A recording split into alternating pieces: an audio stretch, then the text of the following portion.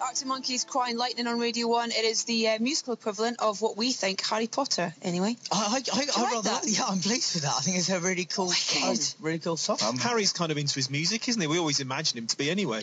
I don't know, to be honest. No, but there's no reference to it in any of the books. But what was the movie when the band were playing at the prom? Oh, yeah. Right? We had Jarvis Cocker and stuff there. You know, I thought that's pretty cool. I just assumed that meant Dumbledore had great taste. Not Harry. Not Harry. I don't think Harry. I'm not sure. I would be concerned about Harry's music taste. Possibly. I'm not sure. But he's not been exposed to anything. He spent the first 10 years of his life in an airing cupboard. Yeah, that's not great for new music, is it? No, it's not. No. It's very, very hard to get that enemy subscription delivered there. What's the ringtone on your phone? I've just got a new phone, and my phone's on silent most of the time anyway. Sorry, is that the No. Sometimes people have actually. You know, actually, it's a really triumphant. It kind of goes la la la la la over and over again, but with the kind of fanfare behind it. Because some people actually do have ringtones related to their films or careers. Who was it? Was it Samuel L. Jackson? Yes, he had Pulp Fiction quotes. Yeah. The thing is, when you're at school of Samuel L. Jackson, you can afford to do that. Yeah. If my ringtone was the Harry Potter theme, I could just bed down for the rest of my life and spend my entire life alone. I think it should just shout out, Expecto Patronum, every time your phone rings. I think that would get me mugged. Every time you get a message. Expecto Patronum. James King, you are showing your absolute Harry Potter geekness right now. Well, no, and they've just come out again on DVD, so I snapped them up. I've been rewatching them all. And actually, related to that, I watched the first one, right? So 2001, Philosopher's Stone.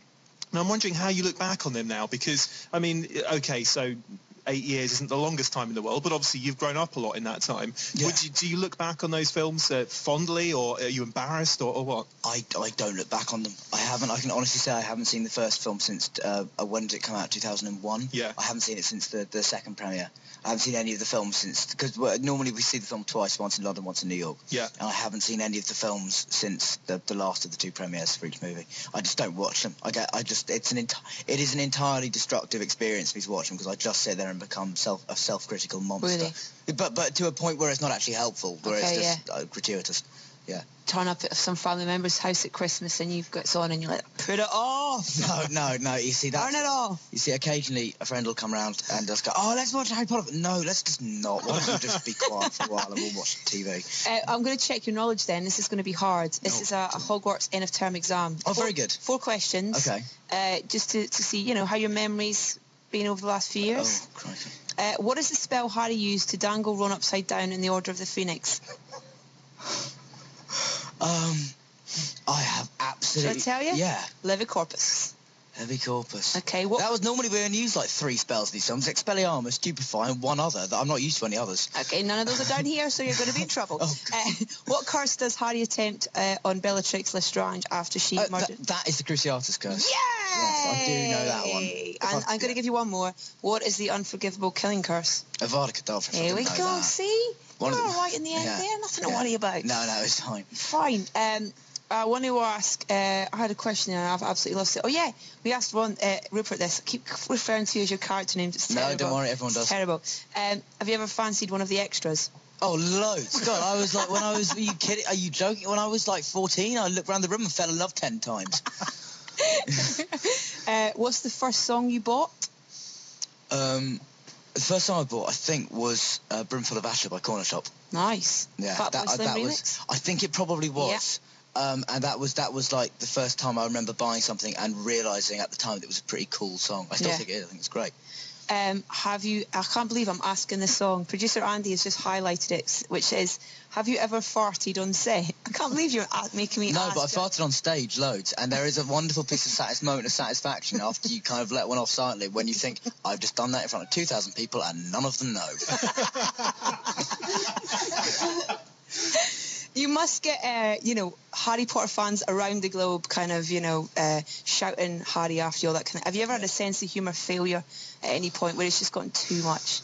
I like to think that I haven't. It's just when people come up to you at kind of inappropriate moments when you're just like, I don't know, coming out the doctors or something. I don't know. But I can't think of an exact example. I'm sure at some... No, I like to think I've been courteous and civil, even if I Yeah. haven't been my normal hilarious self.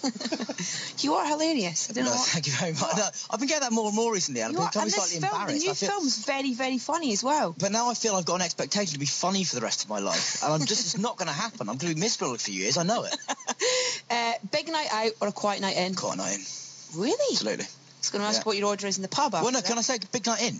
Yeah, of course you can, yeah. Well, then a big night in. Big night in sounds There we great. go, that's much easier. And a big night in possibly with one of these tracks. If Okay, that's okay, yeah. please, Daniel. We've done a bit of research. We hope that you at least know these artists. Rupert really was hope I 2 do. out of the 3. Jane's Addiction, Being Yeah. Caught Stealing. Yeah. Big. Oh, cool. Yeah. We've got The Killers, Mr. Brightside. And we have Editors, Munich. Okay, I do know all 3. Which one did Rupert not know? No, he had a different choice. No, what were his? His were The Clash, King Blues and Green Day. He didn't know King Blues, but he picked it anyway. Okay, no, I'd like to go for Jane's Addiction, please. Awesome. I haven't heard this in ages. I know, I saw them that's at the right. weekend at Sea in the Park. and Because they I were know that amazing. everybody else will have heard the other 2 quite recently. No one will have heard Jane's Addiction, so enjoy, people listening. Daniel Radcliffe, thank you so much, sir. Not at all, Lovely thanks to very see much, you. dude. Jane's Addiction, Being Caught Stealing. This was the first 12-inch I ever bought.